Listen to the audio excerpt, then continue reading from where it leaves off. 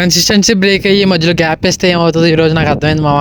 Day 77 of learning కాలిస్థానిక్స్ with ఏఐలో మన workouts లో కొంచెం రెస్ట్ డేస్ ఎక్కువైనాయి అనమాట. కొంచెం గ్యాప్ రావడం వల్ల మనం ట్రాక్ తప్పామని చెప్పొచ్చు.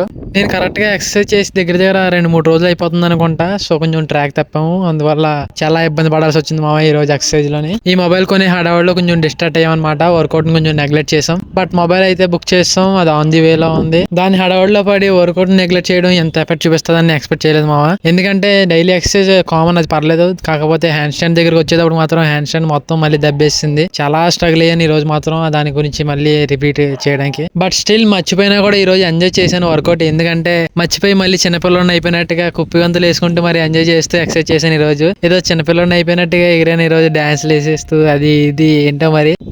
దానికి తోడు ఈ రోజు గాలి కూడా మనతో ఆడుకుందాం బావా. నేను ఎలా హ్యాండ్ స్టాండ్ చేస్తే ఎలా మ్యాట్ ఎగిరిపోయేది, అలా మ్యాట్ 2-3 సార్లు ఎగిరేటప్పటికి నాకు చిరాకు వచ్చేసింది మావా. ఇంకా మెంటలెక్కిసింది అనమాట. కానీ ఏం చేస్తాం, ఆ గాలి మనం ఏం చేయలేం కదా. సో నోరు మూసుకొని మళ్ళీ నా వర్కౌట్ నేను చేసుకున్నాను అనమాట. కానీ అక్కడక్కడ కొంచెం ఓవర్ యాక్షన్ చేశాను అనమాట, కొన్ని పోజులు ఇచ్చుకుంటూ. కానీ చెప్పాను కదా ఈ రోజు వర్కౌట్ మాత్రం బాగా ఎంజాయ్ చేశాను. ఏదో నేను ఒక చిన్నపిల్లని అయిపోయినట్టుగా అనిపించింది ఈ రోజు అంతా మాత్రం. అండ్ ఆఖరికి నానా తిప్పలు పడ్డ తర్వాత లాస్ట్ కి మళ్ళీ మనం ట్రాక్ లోకి వచ్చాం అనమాట. మళ్ళీ కొంచెం హోల్డ్ చేశాను. ఇంకా హోల్డ్ చేసిన ఆనందంలో కొంచెం డాన్స్ స్టెప్లు కూడా వేసాం అనమాట.